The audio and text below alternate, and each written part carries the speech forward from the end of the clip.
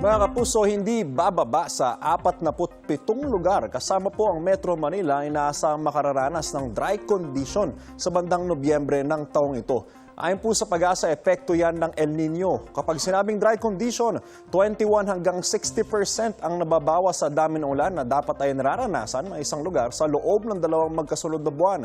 Ang Camarines Sur naman ay posibleng magkaroon ng dry spell o mahigit 60% na pagbaba sa dami ng ulan sa loob ng 2 buwan.